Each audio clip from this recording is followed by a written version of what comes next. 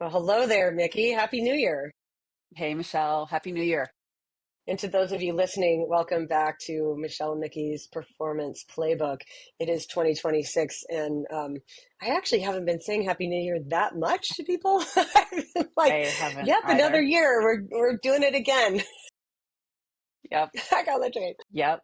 Yep. And that said, what we want to talk about today is largely along the lines of, regardless of how we feel about it, it is a new year and it does tend to be a good time to set new goals. And that's what a lot of people want to do is we want to set new goals and whether you call them resolutions or not, doesn't actually matter. But largely something that I've learned over the years is that setting new goals without doing some reflection on what have you done in the past and like what have you tried to do? What did you used to believe that you don't believe anymore? Reflecting in that way is a super important part of the process of being able to set appropriate goals going forward, right? So we're not just pie in the sky. And what I've seen is that I do have some athletes that set the same goals every year. And one of the questions that I sent out, like in a post, like end of year reflection and then New Year's goals or something, was along the lines of like, what do you want to change in the coming year? And then a second part of that question was, what will need to change in your life in order for that thing to be able to be changed, right? Because especially when it's like if you're setting the same goals every year and finding that you're not accomplishing them, then there's likely something large happening under the surface that is preventing you from being able to make whatever changes to do that thing. Right. Anyway, that was a long way of saying that, Or, like what we're doing. Oh, wait, go ahead. I was going to say the only other thing, or the aspect of that, if they're setting the same goal every year, but they're not attaining that goal or not even making, amenable, incremental progress towards Mm-hmm. it, right? Because there's sometimes goals are really big, and so they do take multiple years, and it actually takes a very dedicated, wise athlete, right, to chip away at it year after year, right, to whatever their goal might be. The other aspect of there being something underlying, like what do they need to change in their life that's not working for them in this pursuit? I would say the other thing that I often ask athletes in that same vein is like, what are your values? And is this goal actually aligned with what's important to you? Because that's something that if it's not, like, let's say, for example, I want to, like, what's a common one? Like, I want to increase my FTP, whatever. But their values are more at this time in their life. Their values are being there for their grandkids, being willing to pick up and, drive to help their parents out who might be sick. Or maybe it's like, I'm really dedicated to my job right now. So the values, right, tend to be like kind of bigger picture, longer term, important things in our life that can change, right, depending on the season of our life. But a lot of times I feel that sometimes athletes will set kind of a sexy goal, but it's actually not in line with what they actually care about in the very moment, And so, and it kind of does speak to like their underlying life, but they haven't seen it that way. They're kind of viewing it, there's just a misalignment, right? Of like what's important versus like, what do you think is important from like a goal perspective? Anyways, Mm-hmm. I'm just going to throw that out there. But Yeah. that reflection component is huge, right? Either looking at Mm-hmm. your life in a deeper sense or analyzing your values in terms of like, is what I'm setting out to do here really aligned with what's important to me at a deep level? Mm-hmm. Mm-hmm. So, And yeah, is what's important to me now the same as what was important to me before, right? Like, so largely like what right. has changed. So yeah, like that can lead into what, Mickey and I want to chat about is along the lines of there are things that maybe we used to believe to be true that now over, because of several factors, it could be like learning more. It could be a change in like our environment or just mostly it's like the things that I've changed my mind about over the years is largely because of the experiences that I have had where I've been witnessing and watching the patterns and learning the thing and seeing new evidence and realizing that like, oh, there were some things that I used to believe that now I realize are not actually correct. Hmm. And it can be a bit of a touchy subject here because I feel like largely what we're seeing around, I don't know if it's just our country, if it's the world or what, but there's can we see people all the time who have their baseline belief and then they're presented with new evidence that maybe contradicts it or maybe just takes the belief further or maybe just shifts it sideways. New information could either completely dispel that belief to be like, that was never true to start with and you were wrong from the beginning. Or it could be like, this new evidence shows that you kind of had it, but it actually goes further than that, or it's like shifted over a little bit, or it was almost that, but not quite. Or it could be like, it goes deeper than that. There's an underlying reason why that thing, whatever. But like what I've seen a lot in our society, unfortunately, is that Mm-hmm. people who have a really deep belief and then like they're presented evidence that that belief isn't helping them anymore, or it's not actually true, and the people will be like, well, then that evidence can't be right because my belief must be right. And what we want to do today is dispel that myth by being the example of sharing with you things that we used to believe were true that we no longer believe are true. And largely, and so it's interesting, and I'll just share this. I'm not going to go into all of it, but we decided on this topic a couple of weeks ago.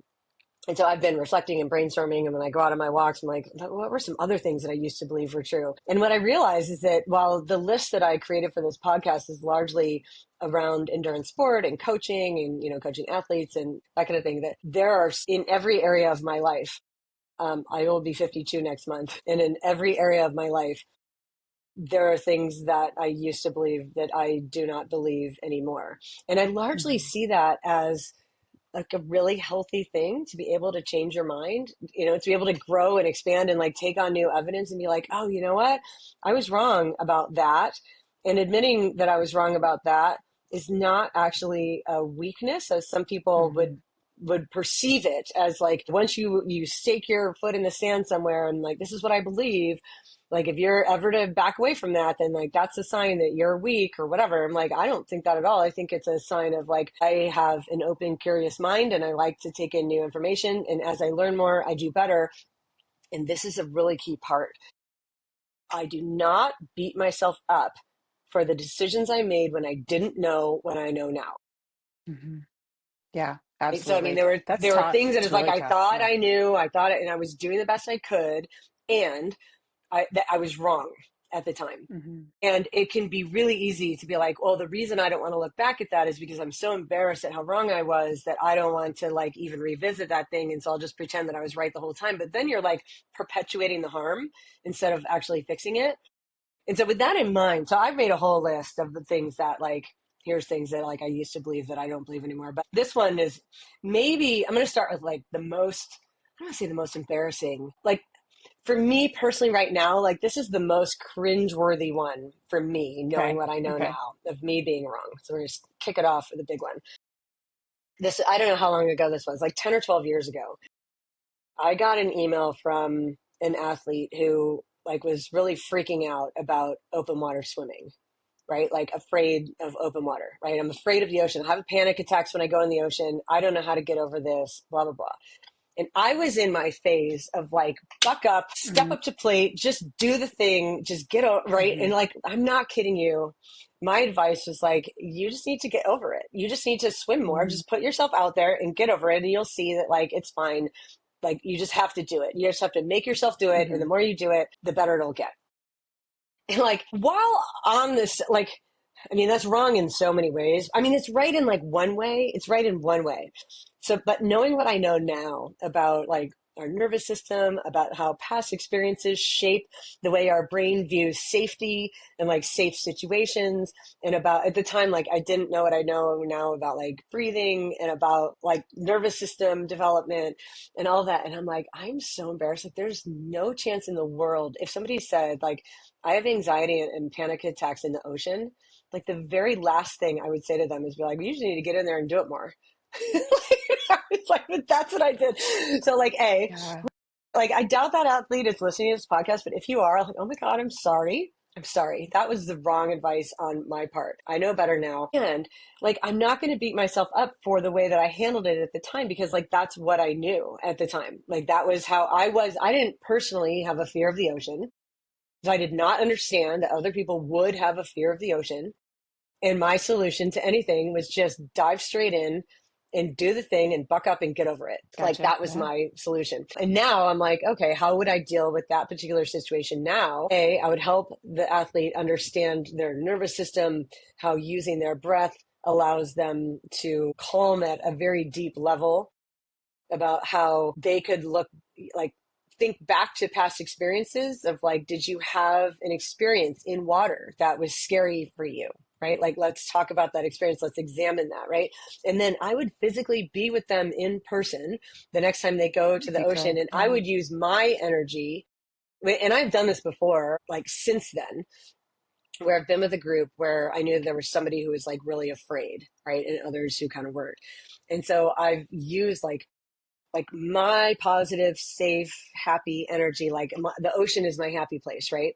And Hmm. so like helping them feel that and letting, and this is, it sounds like woo woo, agey, freaky, whatever, but like I do believe this is the case now, is that like if I can use my energy to transfer over to other people. Like if I cultivate it and make it strong enough, like, or if my energy is not that strong, I will take on somebody else's nervous energy. Like I'll start to feel that.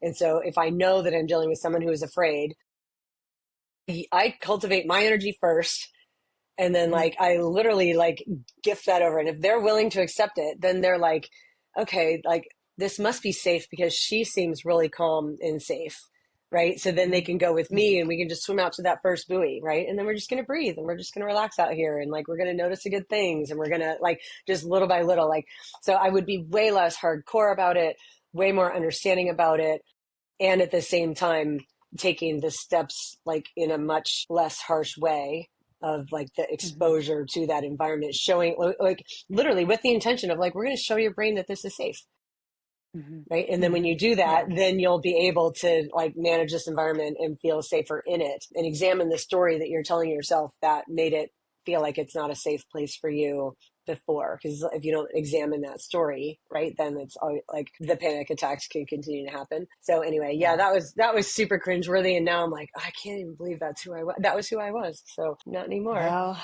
and it's okay to yeah. change.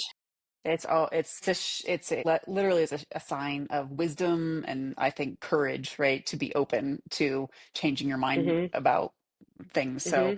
yeah, And I think that yeah, like yeah, even examining or like being able to admit that like that yes, was something that I did as like a coach in an authority figure position that was really crappy. It was not, and it was unintentional on my part, right? Like I did right, not yeah, mean to, you know, it may have done more harm to that athlete than good, right? Me saying those things to her, because like she may have been like, what's wrong with me? Or like, you know what I mean? It perpetuates this like, yeah, right, why am I the only one? Or I must be weak, or I, you know, it would perpetuate a story that that athlete would continue to tell themselves in their head. It's like, oh my gosh, I'm so sorry.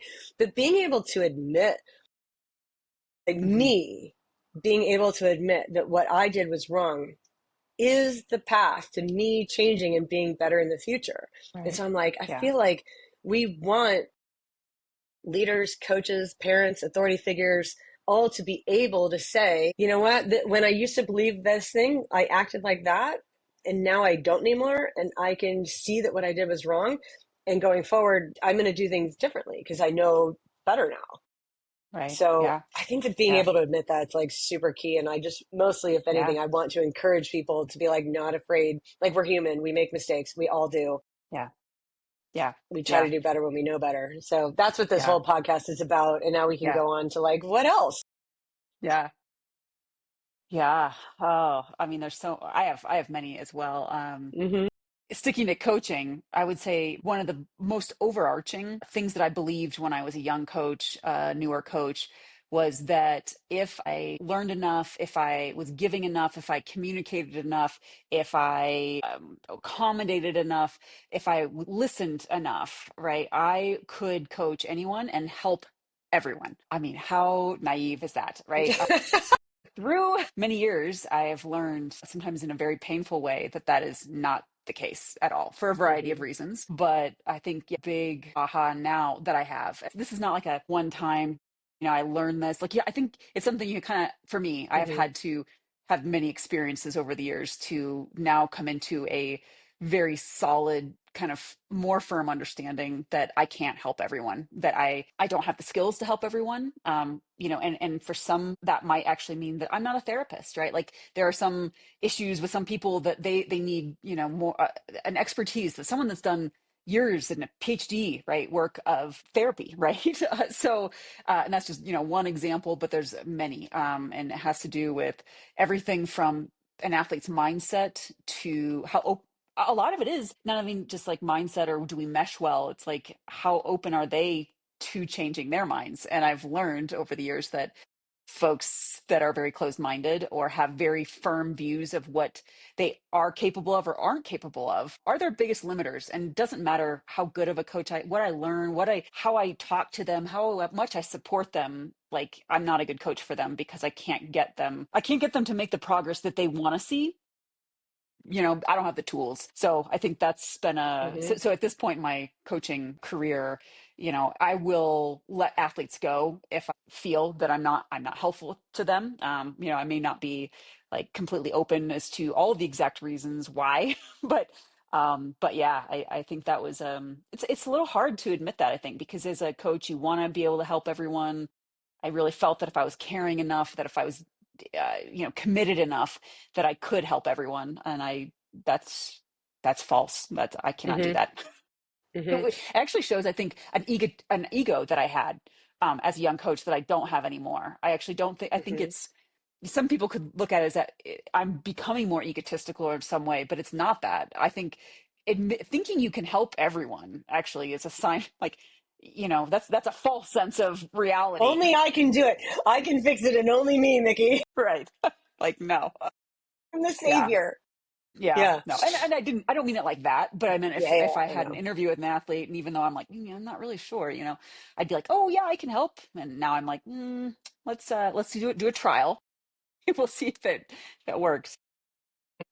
I think Yeah, that was along a big those one. lines, it's a really good point. And I even think back to a time where, so like I've been a coach for, I mean, this is, I guess, am I going on my 18th or 19th year? I think my 18th year. But I've played both sides of this like throughout, right? I mean, there were times where I was the athlete who had a coach while I was also coaching. Hmm. Right. So like and that was really helpful for me in a lot of ways to like when I was the athlete and when I hired my own coach. And a lot of that was because Hmm.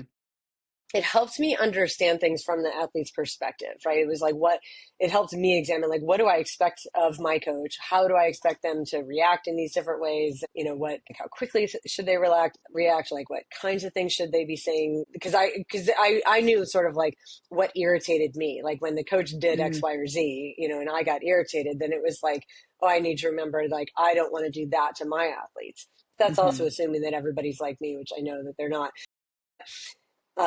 There was a time, and it's really interesting now, because I had a coach at one point, and again, 10, 12, 8, I don't know, however, a while ago.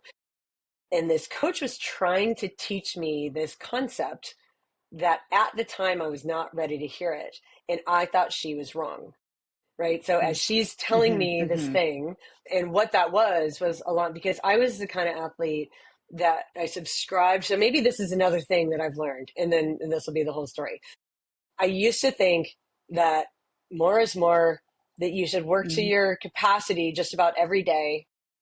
Hmm. And the harder you worked, the more result you're going to get out of that. And that like suffering was required all the time. And if you weren't ready to suffer, it's because like you just were weak minded and you needed to Hmm. just buck up and do more, but like really work pretty much to your capacity all the time. I mean, like I was the athlete that got in and raced my warm up in swimming, like every time. Like I would get in and swim 1,000 and be like, how fast did I do that 1,000? Like I wanted to know, I wanted to beat my time from last week every week. Like I was that athlete.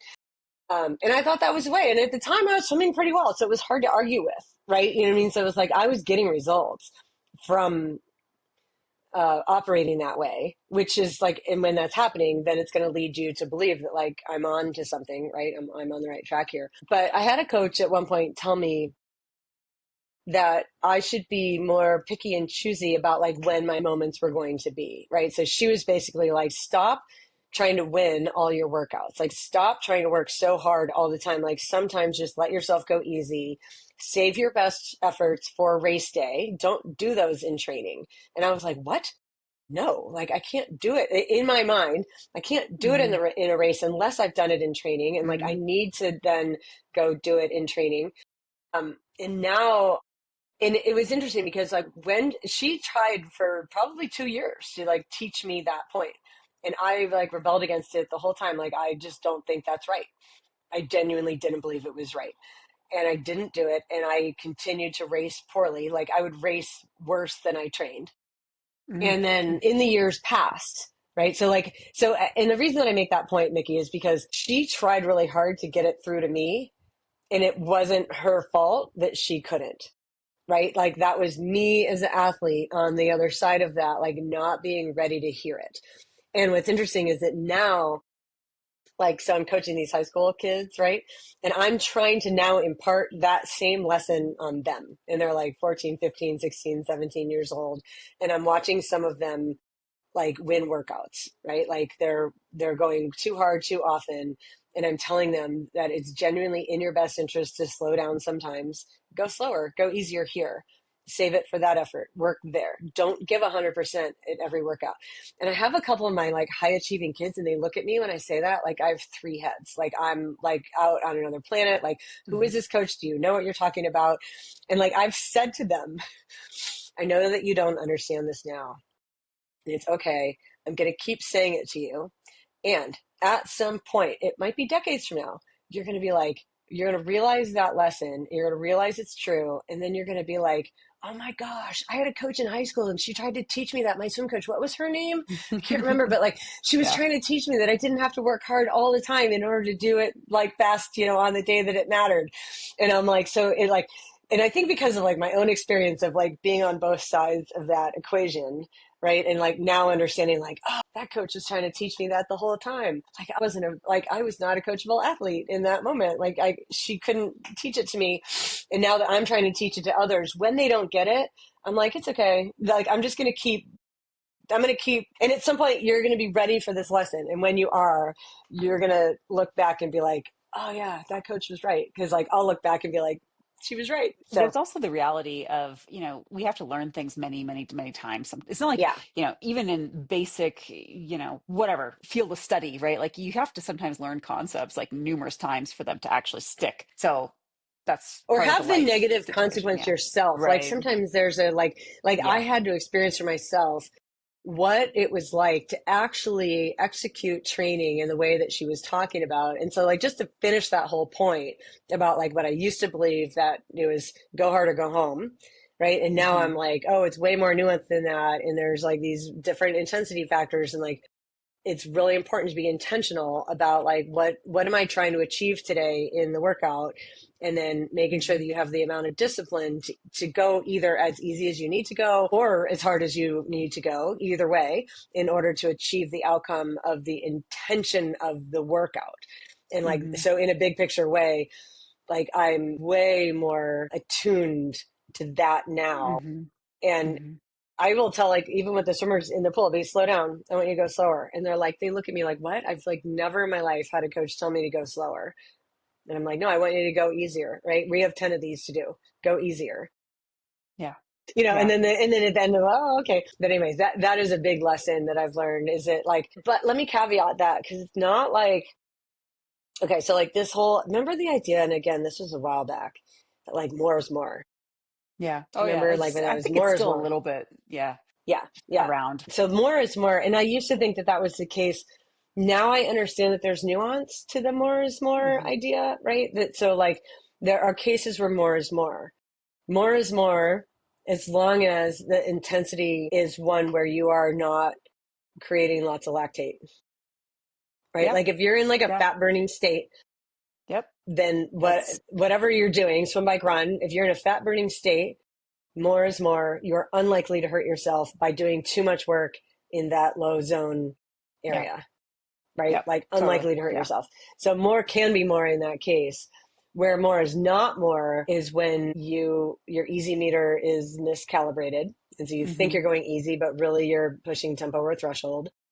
Or you just believe that you have to, the only way to get faster is to go as fast as you can every day, right? And like in that way, you will get sick, you will get injured, you will burn out, you will not progress, you will not race as fast as you could have if you Hmm. would have modulated the intensity in your training appropriately. And I think while I always understood, so here's the thing, even as a young coach, I understood that as a concept.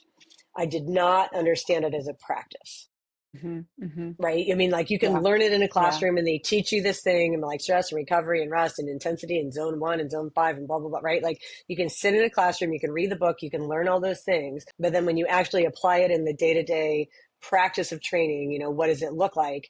And that's where I had it screwed up earlier of like not Hmm. understanding what like the intensity zones really meant and the Hmm. benefit that you would get from working out in the different intensity zones and how much time should you spend in this zone versus that zone or whatever. Right.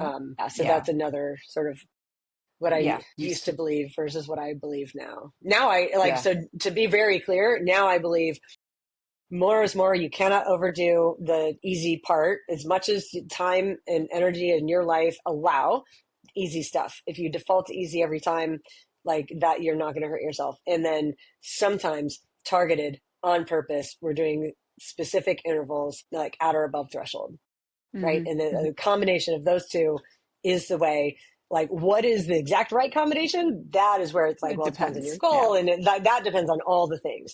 But in a general speaking sense, more is more if it's all easy, legit easy, and it needs to be in combination with a couple times a week, purposely going harder. Yeah. Yeah, completely agree. As we've talked about a lot on the podcast, I think people's easy meters are broken. So I feel like a lot of my job as a coach is actually not to get people to go harder, but to go easier and to stay in the appropriate ranges that were prescribed. There's a certain amount of like, yeah, oh, I felt good on the day, coach. Okay, cool.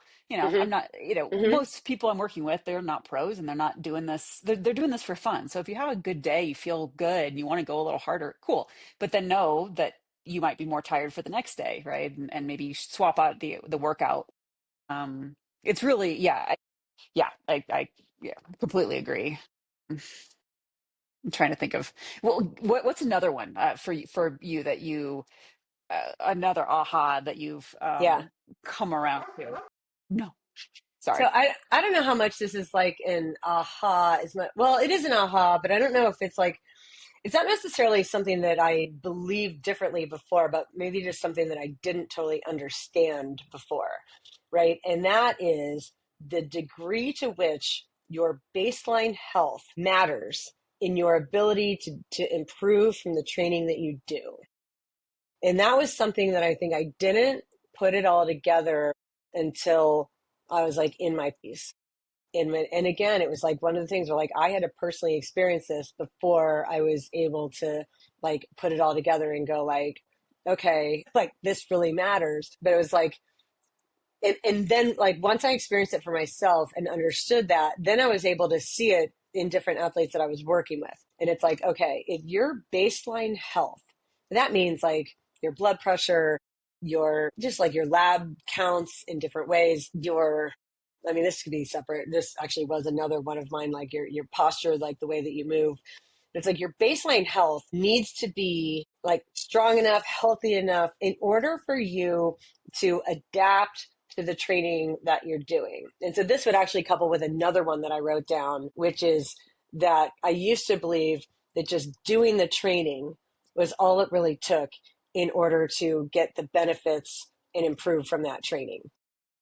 Right. And so those two things kind of go along in the same vein because now my understanding is that it is not doing the training that is as important as recovering from the training and adapting to the training that you're doing. So don't, how do I say, like, don't confuse those two with like doing training versus improving from training.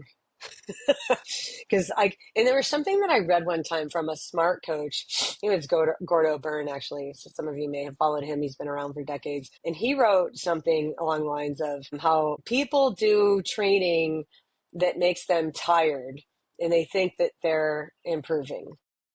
And at the time that he wrote that, I was like one of those people. And I was like, but I respected him enough to be like, there's something behind what he's saying, and I want to know what it is. And so like that was my prompt to really like dig into that more. And I think as at the time, like I used to like being tired. Like I thought that being tired was part of it. And I still believe that being tired at times is like an important part of that process. Like if you think that you're going to train for an Ironman and never be tired, well, like you may train in a way that like allows you to finish Ironman, but you're unlikely to perform. Like there is some fatigue that needs to be accumulating, but it's not like this is so nuanced. And this is like with all the things that I'm like the things I used to believe and things I believe now. It's like it's not just like black and white. There's so much gray area in between. So it's like how much fatigue is appropriate fatigue, right? And like training under a high level of fatigue, if you're not recovering from that day to day, like I used to think that if I was really tired and then I banged out another hard session, that I thought I was doing myself a favor in that way. And now I'm like, oh, it's not doing the training that matters. It's recovering from the training that matters. And again, this is one of those things that like when you're sitting in your like training certification courses and you're learning about like like stress plus recovery equals adaptation, and that's where your improvement is, and you can see the whole graph on that, you know. And like but the application of how that works in the real world when we're training is like quit trying to be a hero and just making yourself more tired and thinking that you're doing a good thing. And if your baseline health isn't at a really good level going into a training session, you can still potentially do that session, and you're not going to benefit from doing that session. It's just like being in a hole and continuing to dig. And so I I'm a way bigger advocate now for take care of your baseline health first. Get yourself into a place where when you do the training, you're able to benefit from it. Like that is the key. It's not about just doing the training kind of no matter what. If you're sick, and this was actually another thing, and again, so all of this would go sort of under the same umbrella. And I can even say this right now, like watch me following my own advice. I felt like a head cold was coming on Saturday. Today is Monday. This is my third day in a row of doing nothing other than walking because I have a major head cold. My head is congested. I'm having a hard time sleeping at night. I can't breathe well. My energy levels are low. In the past, without a doubt, I would have trained through this whole thing, feeling miserable, not training well, coughing my lung up afterward, right? And not improving, but believing that I was doing the right thing because I was training and following the plan or whatever. Like now I understand that baseline health is an absolute mandatory part of improving from the training you're doing. And so if you don't have the baseline health part down first, then don't do hard training. You're not benefiting from it. But that doesn't mean don't do easy training, right? So like in some cases, like and this goes back to the intensity factor thing. So like when your health is not in a place where you're likely to benefit from intense training, you might still benefit from super easy training. And it might be that day where, and this is where like HRV, like a lot of this was like, I learned when I started learning about heart rate variability. What does that number mean? Like real, and it took me a year or so to like really understand all the nuances of that. Like, and that was measuring myself as well as paying attention to a bunch of my athletes. So I got to measure their HRV and report that in. And like, I was learning all about that. And it was like, that was the concrete evidence that I needed. They're like, oh, okay. So the big picture is like, if we're going after performance, is like, we want to be able to do the key training, right? How much of the key training should we do and when should we do it? It's not just willy nilly and do it as much as you can. It's do it when your baseline health is in a place where you're able to benefit from that training. And otherwise, going easy is your better bet that day. So that was like, I don't know, three kind of things all like meshed into one. Absolutely. And I apologize. Yeah, we had either a delivery truck or a deer, something, because it was a little chaotic here. Yeah, Yeah, I it's mean, okay. They're acting on their instincts, Mickey. It's okay when right, I dogs know. bark. Like that's what their instincts like that. They're Yeah. meant to do that. Yeah, and it is okay. It's just, I don't know if everyone else wants to hear the barks Yeah, because you guys have yeah. big barks. But I completely agree with you. I think what I didn't recognize in my own training until very recently, I had like an aha moment, I think, around how much walking I did when I was at kind of peak performance. And I Hmm. didn't give that the real, I never give it the weight that it deserved, that it was improving my baseline metabolic function, my, durability, my lower leg durability. I mean, so on top, and I never tracked any of the hikes or walks that I was doing because it was with my dogs, right? And it was just part of my routine that I'd had for the longest time. And all the training was just on top of it. But I would say in any given week, I was probably still on top of 20-hour training weeks. I was probably walking 5 to 6 hours at least, an hour a Hmm. day with my dogs, and very easy letting them sniff, whatever. And sometimes my dogs would run with me, so maybe we wouldn't do as long of a walk. But I would say the amount of walking I did, I think really benefited my metabolic health and my fat burning capabilities. And so now in my coaching protocols, well, one, I mean, that's multiple factors here. Training, so I've always used heart rate, right? And trying to get people to pay attention to their heart rates, not always just going easier or, running at a easier pace to keep your heart rate low, but, looking at what's your heart rate when you're going hard, what's your heart rate when you're going Hmm. easy, like looking at that variability, right? And trying to have it be variable. Yeah. I think when I was a young coach, I was just looking at that and I wasn't really asking about what else are you doing? Are you walking? What's your diet like? Yeah. Because diet plays as we've talked about on their podcast, Hmm. huge role in your ability to recover, in your ability Hmm. to burn fat for fuel if you are looking to do really long races, Ironman and above, and or if you cannot fuel at a capacity at a carb loading that so for example, I've had some athletes that literally cannot get to the carbohydrate amounts without looking at their baseline nutrition, right, to Hmm. increase their ability to burn a little bit more fat, right, to not have to take in the gobs of carbohydrates that they would need if they didn't improve their fat burning, right? So that conversation around like what do you eat, are you eating mostly carbs all day long, right? Yeah. There's if you're 20, 25, maybe even mid Yeah. 30s, maybe that's fine. Yeah. But if you're then struggling to fuel your Ironman efforts or your ultra efforts, right? Then it's is a huge, a much larger component than what I knew at the time when I was a younger coach. And so I think, ironically, a lot of this knowledge seems to be going to a little bit. It's a little wasted because a lot of my athletes are doing shorter stuff, so it's not as important now. But if any new Ironman athletes come on, I feel The more pendulum is going to swing prepared. back, Mickey, like it always Maybe, does. yeah, it does. It does, yeah, it does. And I think in my own journey, it helped. Although I didn't recognize it at the time in my own nutritional.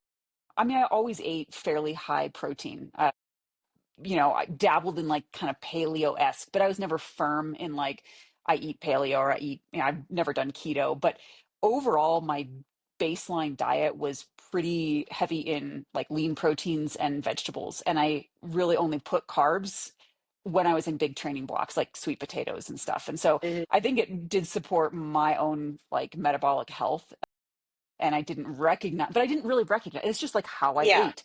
I didn't recognize it until I started working with some athletes that were having a lot of nutritional issues. And I looked at their baseline, like, what do you eat? I have cereal for breakfast. I have, a scone and a coffee for lunch, and I Yeah. have like pasta for dinner. And I'm like, Yeah. wow, okay, so yeah, that's so. Anyways, I agree. But that lows it. So in addition to the nutrition, but I also encourage my athletes to walk a lot more than I ever did. I even put it in their training peaks. Like if today, if you have good energy, you can do an easy math run, right? If your energy is low, I'd prefer you do a walk.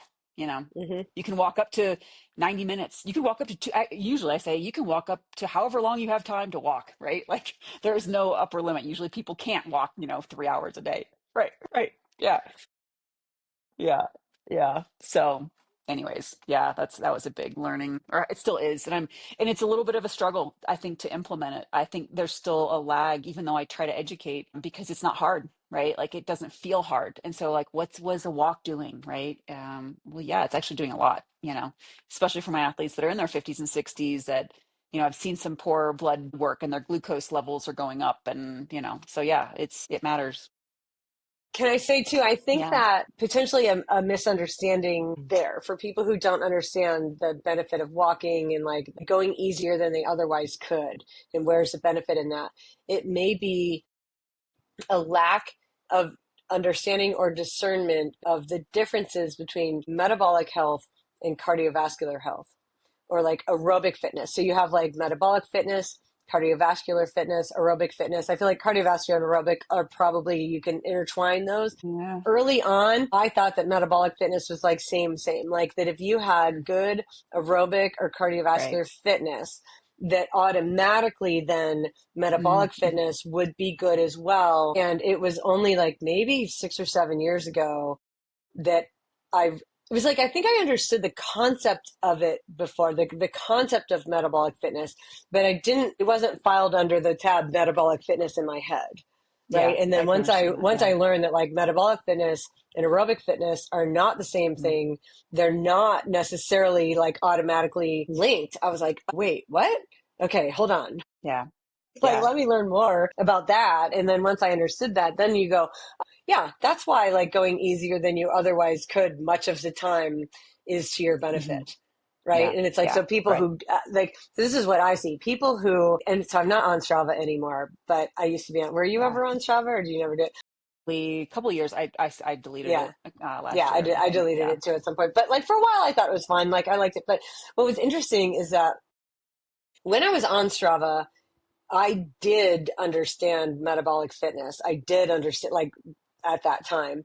Hmm. And I remember watching people and like, okay, this is me being judgmental wench, and this is just me. Like, I'll share a little secret. But I used to like watch athletes that I knew on Strava overworking, or like I would watch their egos come out on Strava in a way that like they would do a run, and it's 8:40 pace for 5 miles or whatever off the bike, and they would call it easy off the bike, and it's 8:40 pace or whatever. Maybe there was heart rate data, maybe there was no heart rate data, but like either Hmm. way, I was like, that athlete like runs 2 hours for a half marathon or a half marathon off the bike, in a 70.3, which is 9 minute pace. So I'm like, if you're running Hmm. faster than your 70.3 Yeah. Oh, race yeah. pace, like Yeah. that's not technically easy. But like we're gonna call it easy on Strava to make it seem like this flex of like your your 8:40 pace is easy. Hmm. And what was interesting is at the time I remember thinking like they think it's a flex post a run faster than your race pace and call it easy. But I actually watched other athletes, very fast, talented athletes, who were unafraid to post their 11-minute pace run on Strava. And I would be like, that is the flex.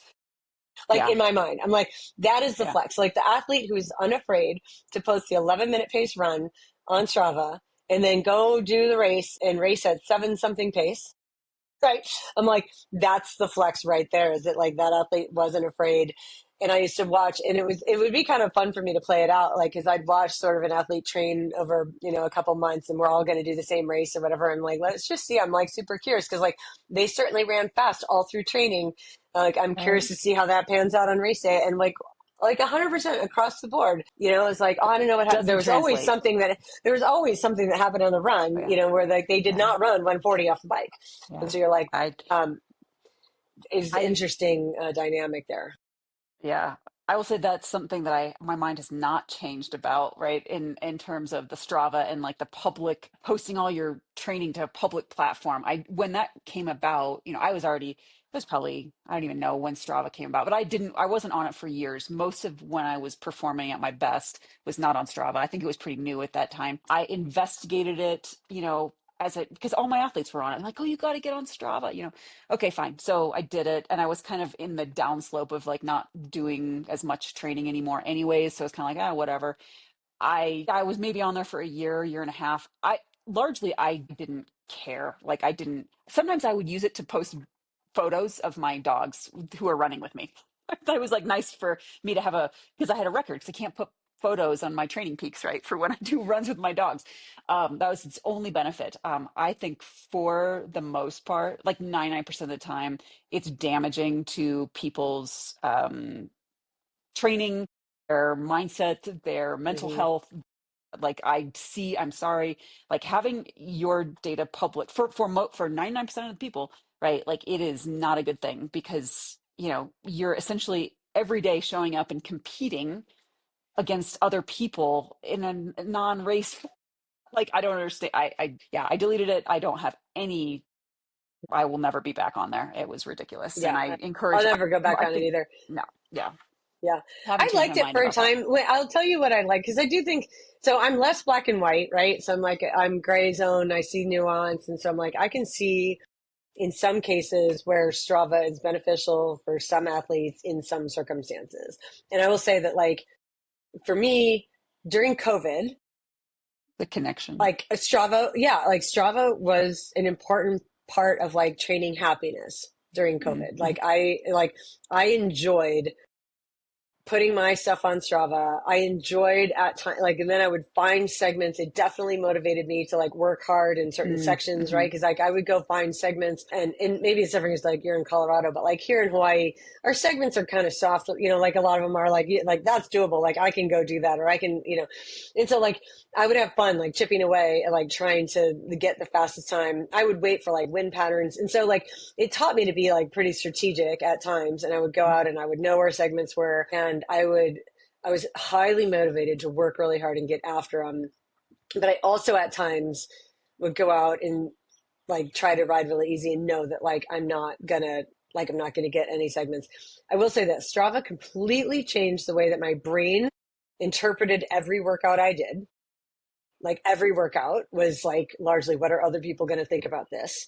Right? Like, of course, Mm-hmm. because it's going to be posted publicly and I knew people were going to see it, which at times was a good, like on the day that I wanted to work hard, it was good because I worked as hard as I like needed or wanted to because I knew it was going to be public. But there were other times where I remember like, oh, this is a funny story. So there was a guy that moved in, like he had been somewhere else, like he lived in a neighboring town, but then like he moved into my town, and he was like a Strava, like, and this guy was like lived for Strava, right? Of course, he like, anyway, I'll stop. He lived for Strava. He started making segments out of all of my like easy run routes, right? So like he, you know, because like somebody can make segments, you can like do a route and then come home and like create a segment on the thing. And I was so frustrated. That's actually the thing that made me leave Strava, was that like I had some Someone wanted to easy run race you. routes. Yeah. Yeah, you know what I mean? I had easy run routes that were like my easy run routes, and I knew that they weren't even segments, right? So while the whole like run would show up on Strava, like the segments like up that hill or whatever, like weren't going to show up individually, which for me, like it felt like, I don't know, like there was something, it was like on my easy run days, like I didn't want to be judged on what the pace was that day. When all of my easy run, like literally almost every road in my town became a segment of some sort because this No. guy moved in and he made them all segments. And I was like, I think that's it then. Like I don't want Yeah. to do this anymore. And then like the feeling of relief that I had when I went out and was able to just train however I wanted every day. And what I realized was that like I don't actually need kudos. I don't need people to know or see what I'm doing all the time in order for me to be motivated. Although I will say, for some athletes, if they're the kind that like they really thrive on the community aspect of it, like maybe in that case, like Strava for them is helpful. Like if they weren't putting the run on Strava and then it doesn't get done, Mm, you know what I mean? Like, hey, there's probably something underlying there to work on. right. Yeah. Yeah. There's I a would say mindset that. thing underneath there to work on. But there just may be times where it's like Strava can be fun for somebody with like a healthy ego. Right. I see where and how it can be an okay app and even a beneficial app for some people. I'll say that. Yeah. I think for Yeah. the vast majority of us, it's probably not healthy or Yeah. ideal. Yeah. Yeah. Like I said, you're right. There are probably people that can use it in a healthy way and it is helpful for them. Well, yeah, this is getting off the topic, but like the whole I do it for the community. I think a lot of people are actually doing it for the competition and saying they're doing it for the community in Strava or in group rides or in group Mm. anything. Like I think there is a that is an and it's inherently human thing, or maybe it's in our culture. I don't know. Right. And It we, might be because I feel like here in yeah, Hawaii, I think that the group thing is, it genuinely is group thing. And I'm not, I mean, they do, like, there are some groups that will compete, you know what I mean? Like, that's natural and like human nature. But like, I think here, there's a lot of people who really just yeah. genuinely like It's want to be in Hawaii. community and like training groups. So Yeah. Hawaii's a different like place. Hawaii's got a different vibe, but very chill. I would say leaving Boulder County or living in Boulder County as long as I did. Yeah. No, no, Yeah. there's most of it is you're showing up to race every day in the group. And I have athletes that ride groups that, I mean, every Training Peaks upload, it's like this person that, I mean, it's always a dynamic of like who's riding well, Hmm. who's right, how am I riding in comparison to that person? It's like, oh my God. Like if you're doing it for the community, what conversations did you have? Like Give me Hmm. something else other than like the judgment that is coming from this group ride, right? That you say you love so much. But what I see is judgment. I see judgment on I didn't ride as well as Johnny. Like I don't, oh my God. So anyways, Yeah. I'm not a group worker outer or never have been. So anyways, Yeah. okay. We have got a couple, I think we have a few more minutes. We might need to do a whole nother part two of this, but do you have any other There's so many. yeah. Let's see that. Okay. So here's one that I wrote. I used to believe that mindset work and having a positive mindset was nothing more than magical thinking, and Mm, that the only thing that really mattered was your actual level of fitness. And it was mm-hmm, along the lines of like and I was very firm on this. Like I cannot just like positive think my way into running 8 minute pace, on this training day, because like I'm just going to visualize it and I'm going to think about it. I'm going to make it because I imagined it could happen. I'm just going to be really positive thinking. Like if my body physically couldn't do it, then like just believing that I could was not the way. And that's what I thought mindset work was. And so when that's what I thought mindset work was, I was not interested in people that were promoting mindset work, right? gotcha. Yeah. And so while I still don't believe that you can just magically think or believe your way into a good performance, the difference now is that I understand what mindset work actually is and like Mm, how it actually helps us. And it's not just I'm going to believe my way into a better performance on race day, right? mm-hmm, So like now my like belief or understanding around this is that mindset work allows us to examine our thoughts, to decide which ones to follow and which ones to let go of, to be objective about what kind of thoughts lead me to the actions that lead me to the type of mm-hmm, training that I need to do, which then leads itself to the results, right? So it's like my initial belief about mindset work or positive, magical, positive thinking or whatever was that it went from like, point A to point Z. And it was just like this magical leap across. And now what I see is it's like being able to examine your thoughts and think about your thinking and think about the way you're talking to yourself and examine like, is that helpful for me or not? Is there another way I can like talk to myself in that way or like look for the positive thing here? And like when I do that, then what is my next step? And then like when the mm-hmm. next step is the next best step, that's not like magically here's my race pace, it's coming very easily. It's that it's this is the next step, right? And so I think that my whole belief around mindset work, what it is, what it isn't, how it works for us, has evolved vastly. And like now I understand it in a way that I'm like, it's absolutely imperative. Yeah. But what Yeah. it's not is what I used to think it was. And it still isn't that. Right. But like, Right. I think I just Right. lumped it all together, and I would kind of roll my eyes at anybody who was like, you have to believe and you have to, work with your brain and blah, blah. And now it's like, and this is like neuroscience. Like we have data Mm-hmm. on like how your brain works and functions and like why you believe what you believe and how you were taught that a long time ago and how you never examined it to like think about it in a more critical way and change your belief on that because that belief is not actually working for you anymore. And like people who are unable to make that leap and say, I used to believe this thing, but I don't anymore. Like they're the stuck people who are like stuck. That's it. Like you're stuck there. And the stuckness starts with your mind. I think too, like a new understanding that I have that I didn't have when I was a new coach is the degree to which like your mind informs your body and your body Mm-hmm. informs your mind. And it's a Yeah. it's a like a cycle that absolutely goes both ways, right? So there's times when your body, like, and this is a perfect example, like right now, like my body is fighting a virus, my immune system is fighting a virus, and like my motivation to swim is like zero. Like I don't have any desire to go get in that water. It's cold. Like I don't feel good. I don't want to be sluggish. And I'm like, this is a good example of like my body is informing my mind and my motivation is in the gutter because my body has a virus. I'm at a place where I'm aware enough to understand that like that's what's going on. and I respect myself enough to honor what my body is saying, and I'm not going to go drill myself into a hole to like support my ego in that way and like make myself train because like that means I'm a tough person. Like, no, what I want to do is like wait until I'm in a good, healthy, position. My body feels good. And I know, like, again, I've paid enough attention to how my brain works. When my body's in a good place, I'm hyper motivated. I can't Hmm. wait to go do the thing.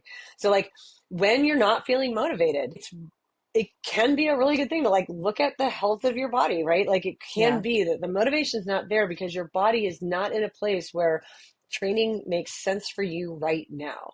And so rather than beating yourself up about the fact that you don't have any motivation, like you might look deeper into that and be like, what's going on in my body that is sapping my motivation? Like maybe I need more sleep.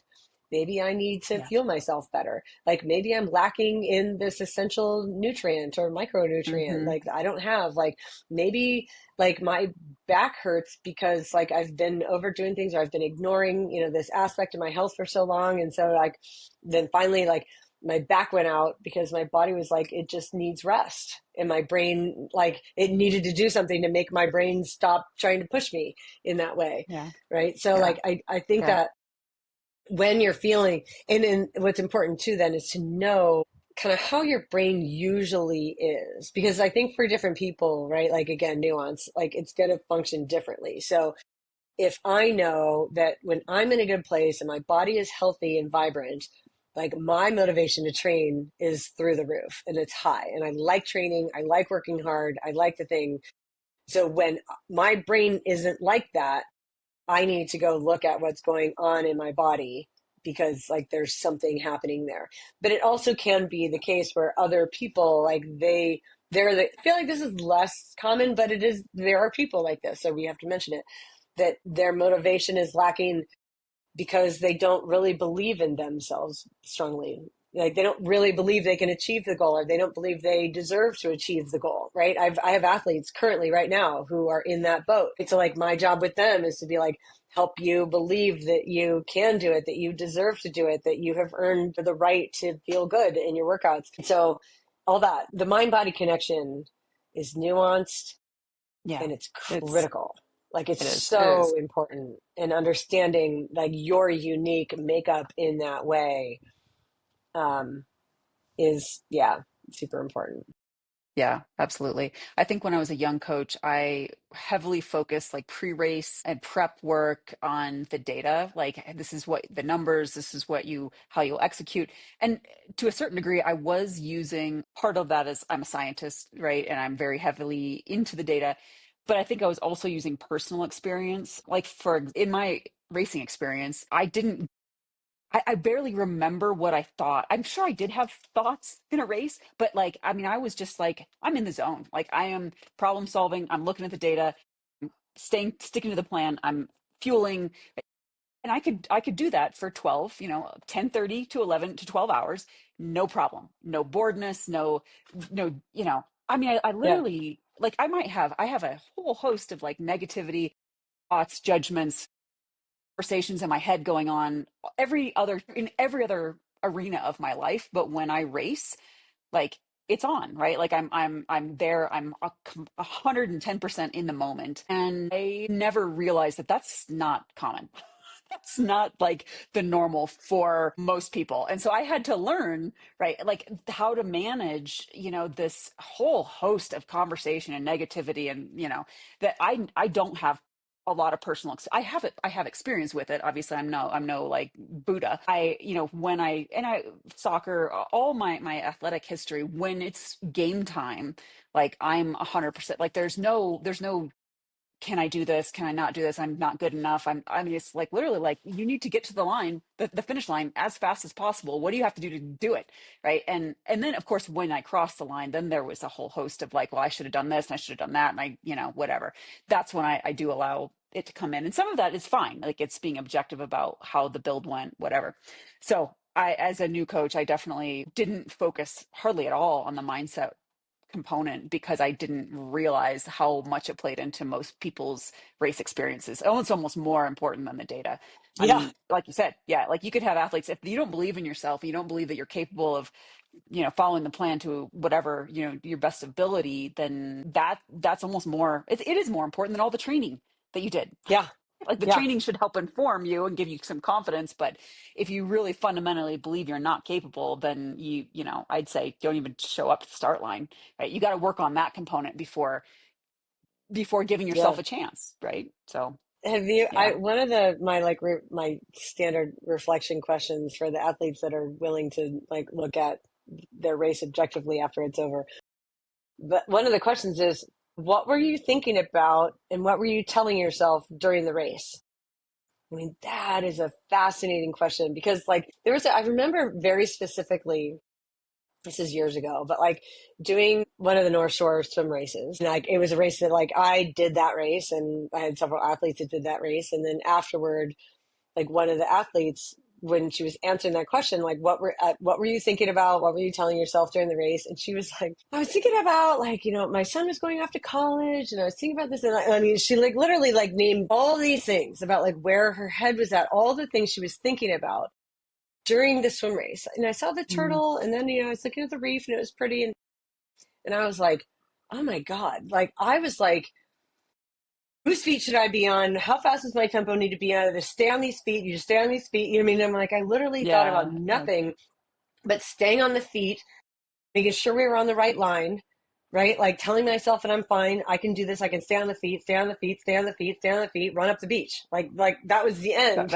yeah, Like, and I was like, you thought about all that? And I'm like, oh my God, well, no wonder it took you so long to do. Like you weren't yeah, focused on what you're doing in the moment. That was a huge aha for me that like not everybody right, is is focused on what they're focus, doing yeah, while they're racing. Like she was largely, because I asked her about that and she's like, no, I think that works better for me. Like I'm trying to distract myself from what I'm doing. yeah, And and she that's thought it was a good thing to do. But like talk about like I used to believe and I currently believe. So I mean, it was genuinely her belief hmm that hmm she was better off and her best races came if she when distracted her she's brain distracted. and started thinking about her kids while she's doing an ocean swim race.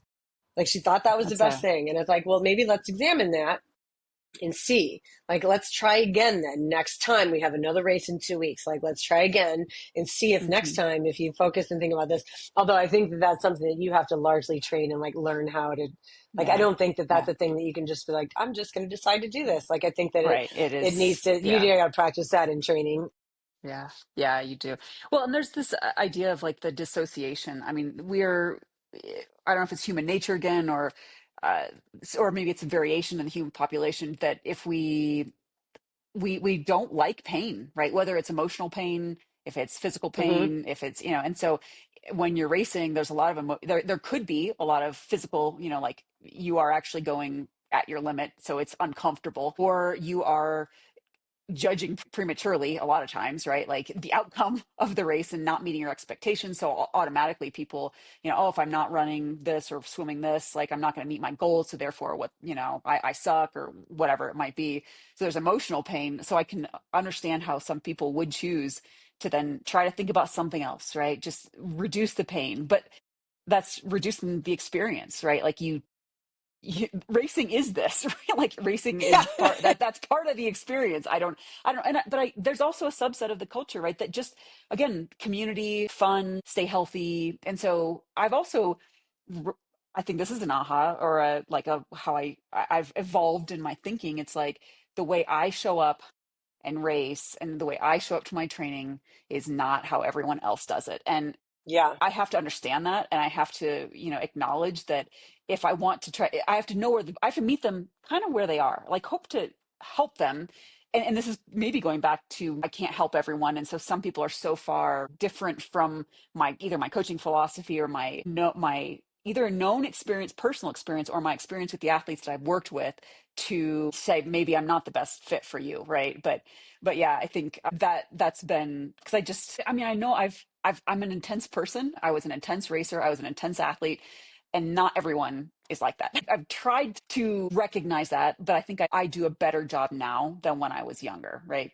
Or a Hmm. younger coach, just having more experience with different types of people and why they're doing this, right? And so, yeah. So for what it's worth, I So guess, that's probably a yeah. good place to like wrap this up. And if we were to like summarize, like, and I came to this conclusion when I was reflecting for this podcast about the things that I've changed my mind on, and that if there's like a through line or like a thread that connects all these things, it's largely along the lines of that there's a lot more gray area and there's nuance to a lot of things where it's Hmm. like there's Yeah. something that you believe that this is the case, but knowing that there are certain circumstances or different people or different areas where it's like, well, that makes sense, but it works also to like shift in this way. And then largely I more and more I am I'm trying to think of like the most diplomatic way to say this. Maybe there's not one, but it's along the lines of like people who are presented with evidence and refuse to change their mind in the face of new evidence, or even to like nuance and shift and see that like maybe in like you're right in that circumstance, and there's other people who have other experiences and circumstances, and therefore their belief and understanding or approach is different. People who can't realize that, I'm like, I don't think that those people are good for me to be around, right? Hmm. And they're not good. So if we're talking about like who can you not coach, it'd be like, well, yeah, that's a person. Like if you don't, like if you're like this is it, and I am sure. And the other thing, there was something I was reading. It was like along the lines of like the people who already know everything, like they're largely stuck at like that is, they're at their capacity of how Hmm. good they're going to be in whatever area it is that they already know everything. Like, and so the person who comes across with like, I have so much confidence, I know everything already, like they're closed minded to learning more. Like there's no more progress to be made with that person in whatever area where they are already the expert. And so, and this is the case, like the people who are continue to be curious, continue to ask questions, continue to probe, continue to look for patterns, like they're the ones that are like going to push the edges and continue to improve versus the one that comes across and like you already know everything.